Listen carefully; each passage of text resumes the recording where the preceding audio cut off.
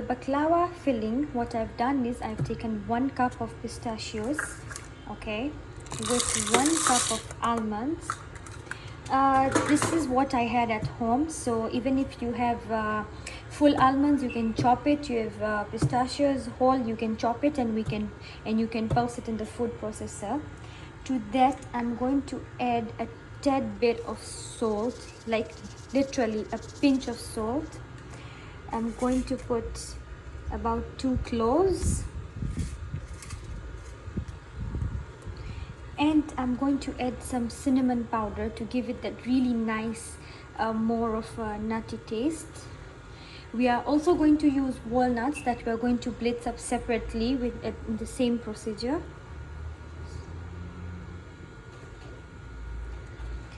Now make sure you pulse this even 10 times. You don't need fine particles of almonds and pistachios. All you need is crumbed particles, which I'll show you once I start blitzing.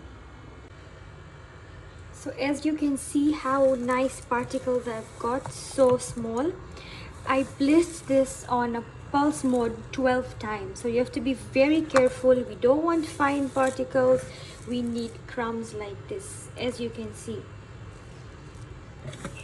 This is very well combined with the cinnamon and the cloves as well. Now you can always make ahead this recipe. You can make your filling, you can make your syrup, and the last thing you need to assemble is the baklava. After you've put the syrup, you need to let it stand alone for 8 hours.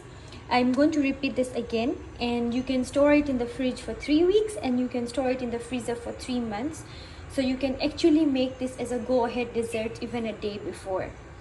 So as you can see, this is how we need our walnuts to be, not too crushed and not too big. So walnuts, I actually pulsed them for about 8 blitz. So I put it on pulse 8 times, and this is the result I got. Now if you remember, we had done our mixture of pistachios and almonds before, so I'm just going to add these walnuts to that. You can see our mixture of pistachios, almonds and walnuts is ready, and now all we have to do is assemble the baklava. Okay, so we are going to now assemble our baklava. We already have our nuts mixture ready, like as you've seen we did the other day. I showed you step by step.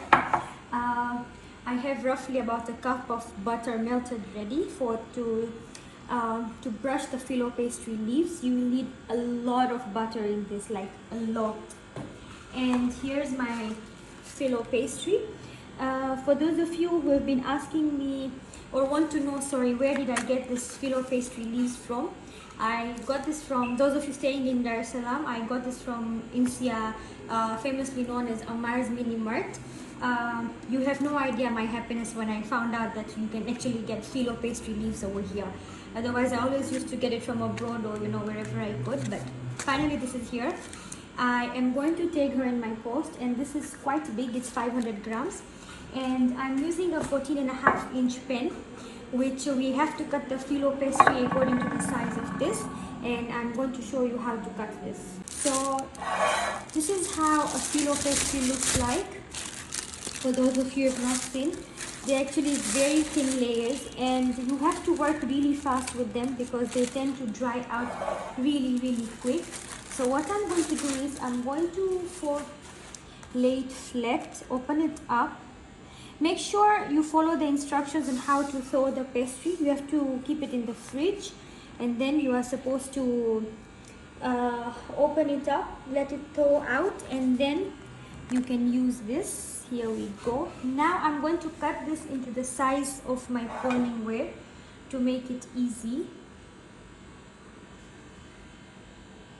Be gentle when dealing with this because they are very thin, and you have to work very fast because they dry out. So if you are working with them, make sure you have it covered with a slightly damp cloth, not a cloth that is too damp. Don't worry if your leaves get cut in between, it's absolutely fine. Okay, so as per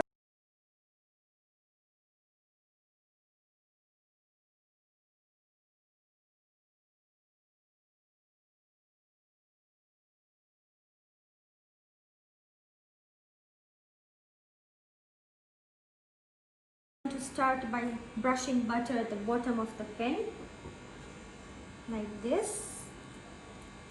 Brush it nicely.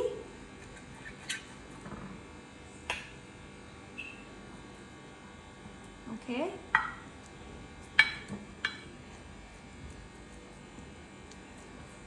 There we go. Now for buttering in between your layers, you don't need to butter as swift as like this. Remember, you have to work really fast with this. Okay, so here we go. I am taking one sheet at a time.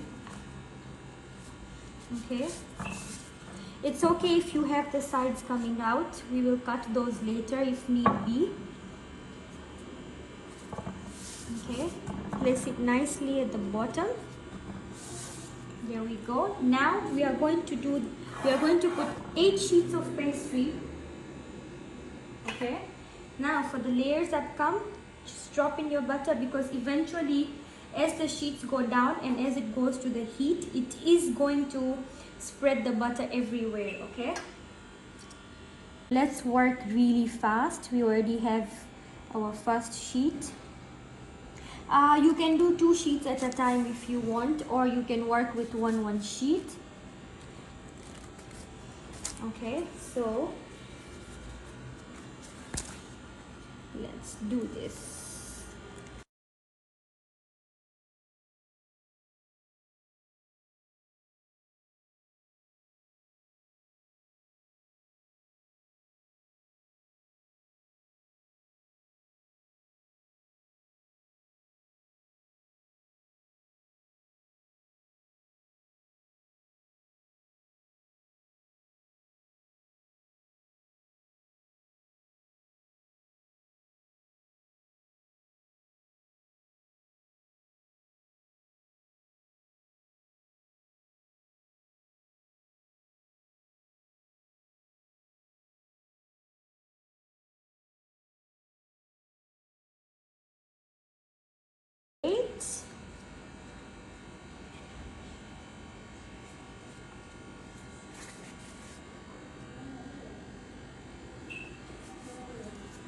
Okay, so 8 sheets are done.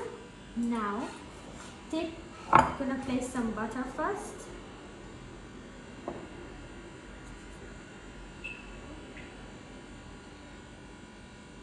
Even if you forget to butter a layer, don't worry, eventually the butter is going to spread evenly everywhere. Take at least 2/3 of your mixture, spread it evenly.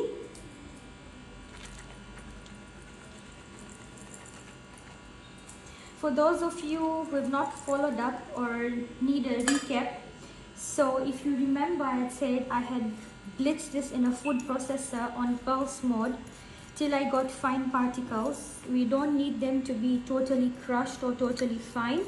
We need them to be in blocks. And I added cinnamon and cloves while mixing this, and a pinch of salt.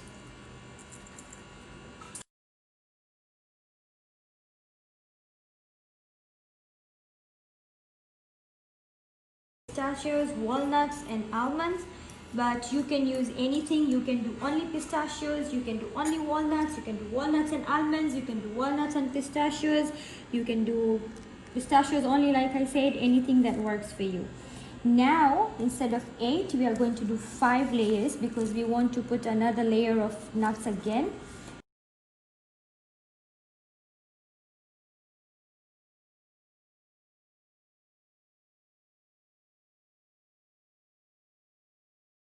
We go. We are done with number 5, and now we are going to put our mixture.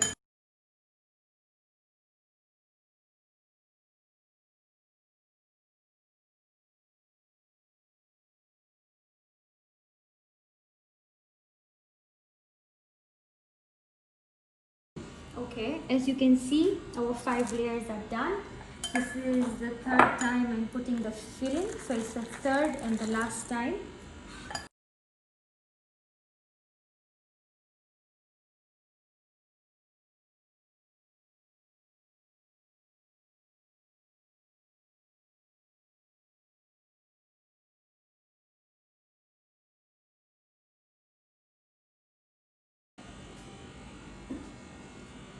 Okay, my 5 sheets are done, and I am going to finish the last of my filling that I have. It's fine if you don't have a lot, it's the last sheet anyway. You've already put generously in the last 3-4 layers.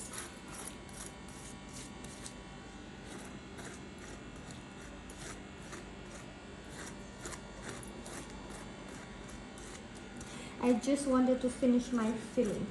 And remember, have a few pistachios in hand, finely crushed, to decorate the top once we put the syrup.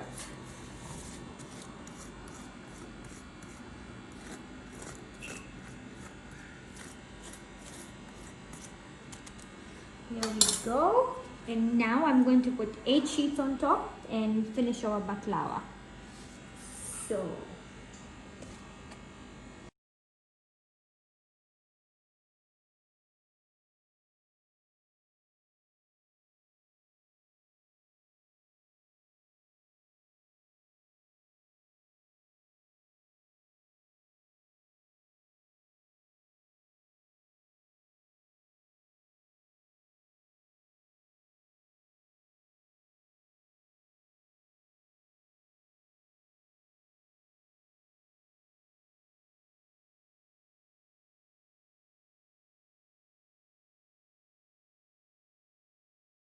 once I found it, and I was just so happy with it.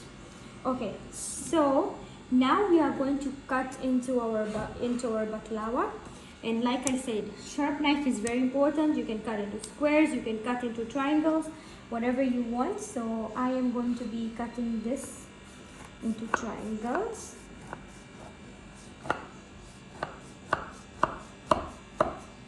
Sorry, not triangles, diamonds. Excuse me. I'm cutting them small because this is going to go on my eat platter and I don't want very big pieces. So I'm going to make tiny incisions. So you can decide whether you want big pieces, you want small pieces, or whatever you want, because I want to actually make it bite-sized baklavas.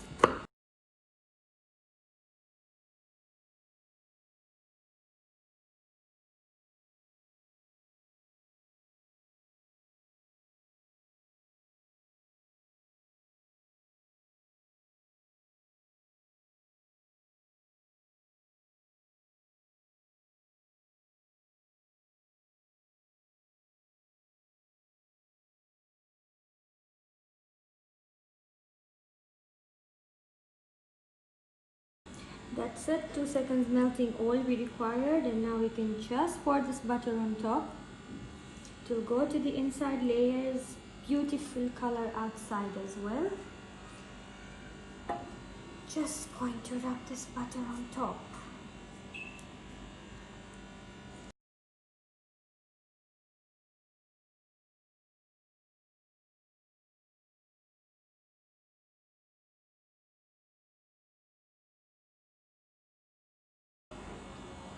Now for the syrup for the baklava. In a pan I already have 1 cup of water.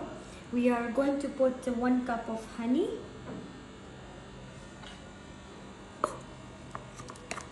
Make sure to use good honey, the honey that is really important.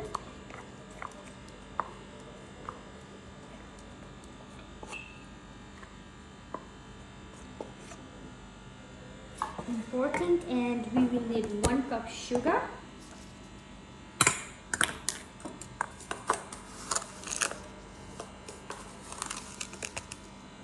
So this is half a cup, so I'll put 2, half and half, so that's 1 cup sugar.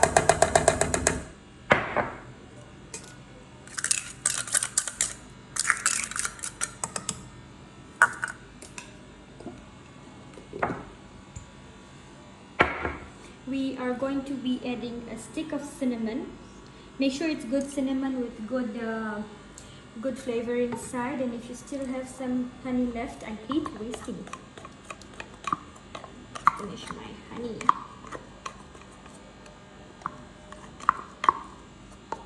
Yeah, and and I'm going to put a bit of rose water. I am putting rose water because I do not have orange peels or lemon peels. That would be really nice to bring the citrus flavor in your baklava. So a cap, and I'm going to put 2 caps, and if need be I'll add in between depending on the flavor, if it has caught on more or not. Rose flavor is quite strong as well. Now I'm going to put this on heat and stir it till the sugar dissolves, and then I'm going to let it boil for about 4 to 5 minutes, and then take it off the heat. And then when the baklava is out, we'll let the baklava cool for about 5-10 minutes and pour the syrup on top. I'm going to show you. So you can't have hot syrup and hot baklava. Either the baklava is hot and the syrup is cold, or the syrup is hot and the baklava is cold. Our syrup is ready. I'm now going to pour it into a jar, and I'm going to leave the cinnamon in it to infuse further while the syrup is cooling down. And I will just add a tad bit of rose water again on top to just let it infuse more.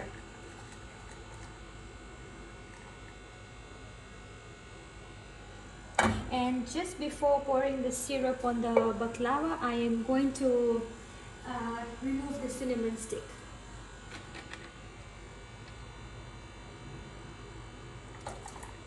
That's it. We are going to let the rose water and the cinnamon do its job. Here is our syrup ready to be poured on top of the baklava once it comes out from the oven. Okay, so as you can see, my baklava is out of the oven. I gave it 5 minutes to rest, and now the syrup has cooled down as well. I am going to remove my cinnamon stick.